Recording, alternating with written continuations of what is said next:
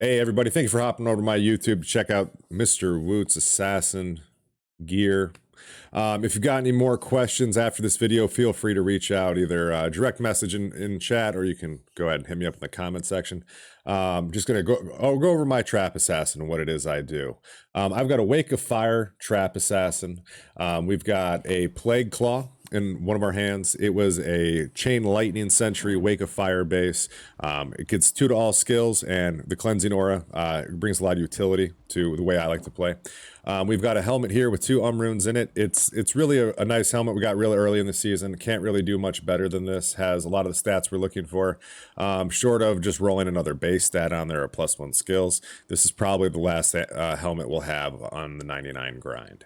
Going over to our new amulet, we've got a Rising Sun, 1 to all skills. Big change in Season 2. They've added enemy fire resistance pierce. Correctly applies to fire traps. So it's a big boost in our skills. We'll go over that a little bit later. Going over our next upgrade, we've got a Fire Lizard's Talon Claw. It's got a 3 to all skills. It's also got 3/5/5 fire facets, so it brings again an additional 25% enemy fire pierce and 15 fire skill damage. Going on to our Nats boots, this is what we're still using, CBF boots. We've got a Bullcathos Wedding Band with reduced curse duration slammed onto that, an Arachnid Sash mesh belt, a Stone of Jordan with extra gold, and some Mage Fists with all attributes. We're still trying to get the IAS, but I'm happy with what we've got here. Going quick stat. Where you put your stats, if you have any questions, pretty much your highest stat requirement once you have your Enigma is going to be your Claw. The Enigma applies a boatload of strength, which is one of the big utility factors on why we recommend Enigma. Also, the faster run walk brings a lot of utility as well. So once you have the enough strength to put on your mage plate or whatever 3-socketed armor you used for your Enigma, this will allow you to basically put the remainder of your points into Vitality. Your highest strength requirement and dex requirement for this build is the Fire Lizard's Talon at 113 each. Everything else you see from here is coming from gear. Yeah, so that's what you're really looking for. A lot of our main damage as well is going to come from our traps here.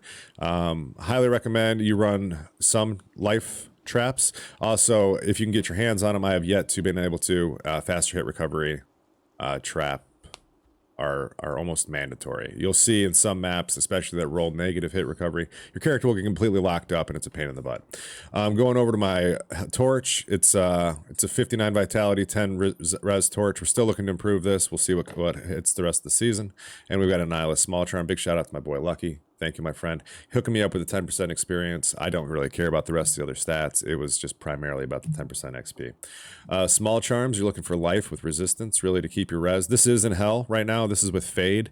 Within groups, with with paladins bringing res, you can typically get away with running burst of speed instead of Fade. But we'll go over those points in just a minute. And then resistance on whatever lifers you can get. You'll see that it's with what it looks like when my Fade falls off. So that was great timing. Thank you. And quick skills you go over real quick. This is your primary skill tree line. You're going to go ahead and max all of these and all of its synergies.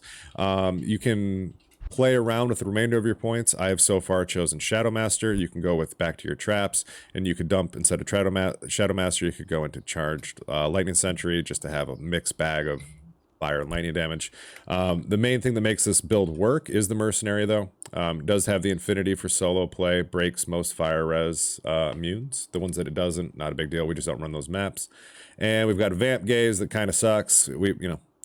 Shaft Stop, 30 physical damage reduction. Big thing about the Merc is you get to the 50 damage reduction point. That is the cap.